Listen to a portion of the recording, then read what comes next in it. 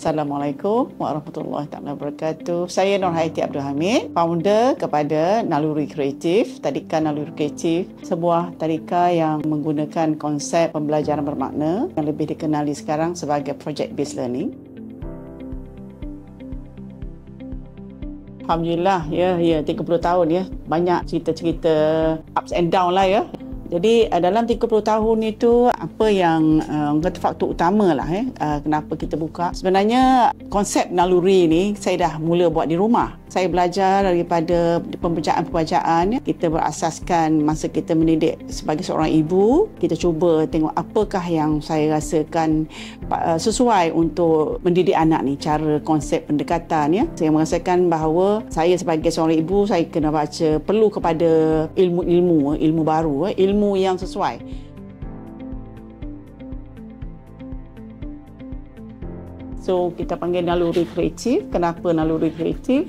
Maksud kalau kami di naluri kreatif, kita merasakan bahawa kita nak anak-anak kita ni cemerlang dari segi jiwa dia, naluri dia tu terangsang, resilient, dan dia boleh kata walaupun bukan di depan mata kita, anak dia mempunyai naluri dia sendiri yang menggerakkan dia untuk membuat sesuatu perkara juga akhirnya. Satu hari tu saya pakai baju baru lah kita kata ya, baju sutera. Jadi ada seorang anak ni datang tanya saya, "Oh, teacher, baju baru ya?" Kata, "Ha sayang." Maknanya dia boleh appreciate ya, pegang baju tu ya. So saya merasakan bahawa dia berani datang bertanya tentang orang kata ekspresi diri tu ada di situ. Okey.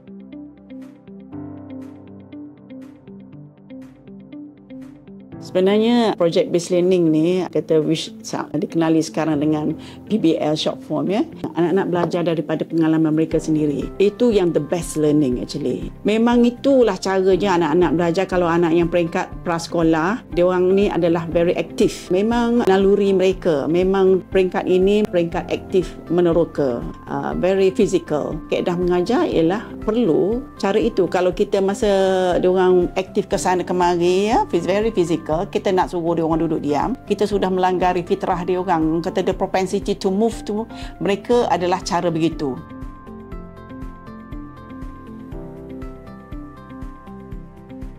Tadi project based learning kita pergi kepada outdoor learning. Seperti yang kita tahu, anak peringkat umur 4-5 tahun ini mereka very aktif bergerak ke sana kemari. Salah satu orang kata nak kembangkan exercise motor-motor kasar mereka, kita buat outdoor program kat luar. Kita ada projek-projek aktiviti kat luar. Bagi saya pendedahan kepada aktiviti di luar itu ialah unsur berinteraksi dengan alam. Berinteraksi dengan alam ialah satu perkara yang mensejahterakan anak-anak. Bila dia tengok expose kepada udara di luar, kena cahaya matahari, bagi saya udara yang sihat ya, mereka akan rasa macam satu kepuasan ya. Dan kajian menunjukkan bahawa anak-anak yang expose, yang berlari, taking a lot of oxygen kan, mereka lebih senang untuk fokus bila dia orang kat dalam pula lah ya. Dalam pembelajaran tu mereka lebih dapat fokus.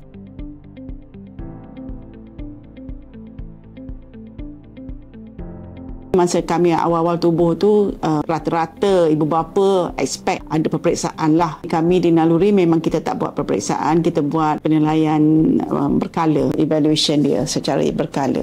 Dari segi perkembangan holistik anak ni, kita kata kita nak bina insan yang sejahtera. Jadi kita tengok dari segi 3 perkara. Satu dari segi kepimpinan dia, akademik pencapaian dia, and then satu lagi ialah dari segi Islamic principles. So benda tu dia berinteraksi lah tiga-tiga ya. Kita rasa nak akhirnya dia tu boleh memimpin diri dia, memimpin kumpulan dia, memimpin dalam masyarakat. Dia berani bertindak.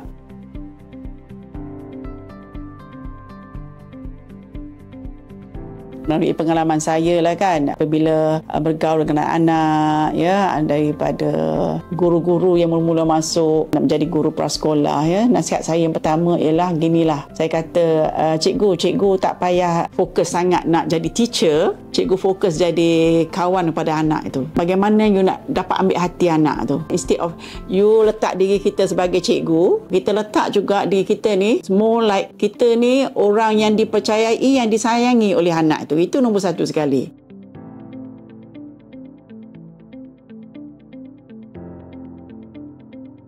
Sebenarnya bila kita dapat tahu kita akan menjadi seorang ibu dan bapa kan, mesti kita excited kan. Dan bila kita dah jadi ibu bapa, kita ada tanggungjawab pula untuk bagaimana kita nak anak kita berjaya kan, boleh berdikari, boleh sara hidup dia sendiri kan, tak menyusahkan masyarakat. Nombor satu sekali yang dia perlu rasa ialah kasih sayang ibu dan dia rasa selamat. Bila seseorang insan tu dia rasa diri dia diterima, rasa selamat, rasa dihargai, anak-anak tu akan bina keyakinan diri dia sendiri. Dia yakin, dia happy dengan diri dia. Tetapi kalau kita sendiri pun, kalau kita asyik anak kalau terbuat salah apa semua, kita terus cepat marah apa semua, anak merasakan bahawa itu dia buat salah, ini dia buat salah. Jadi saya nak sarankan di sini, kita sebagai ibu bapa belajar ilmu psikologi, ilmu apa pendidikan anak-anak dalam Al-Quran, cara-cara kita menguruskan diri kita, perasaan kita menghadapi tingkah laku anak-anak yang mencabar.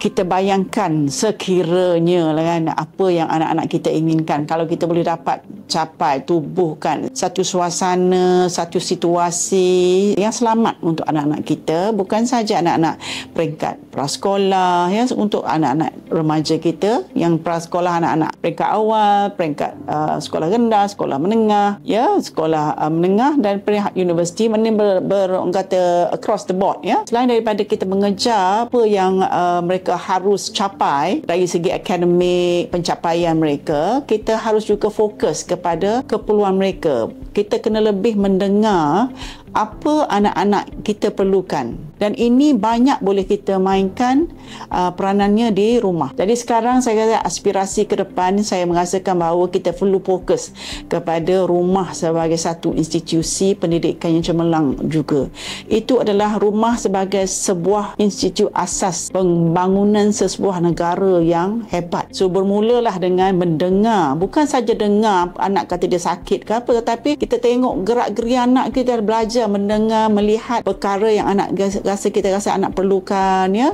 Kita lebih memahami, dan kita pula sebagai bapa, sebagai orang yang membuat gubat undang-undang pun, kita dah tahu dah apa anak-anak kita ni perlukan dalam setiap fasa kehidupan mereka, setiap peringkat pembangunan anak-anak dan pelajar kita tu. So bermula dengan mendengar. Dalam Quran banyak Allah kata, tidakkah kamu melihat, tidakkah kamu mendengar, tidak. Dan ketika melihat, bila kita lihat, kita fikir. Jadi lihatlah pada anak kita, lihatlah kepada student kita, dan take action yang sewajarnya. Jadi kepada ibu bapa yang berminat untuk menghantar anak-anak kepada Pusat Pendidikan Awak Kanak-kanak Naluri Kreatif, Pusat Kecemerlangan Naluri Kreatif, boleh visit kita punya website www.nalurikreatif.com. InsyaAllah jumpa anda di sana.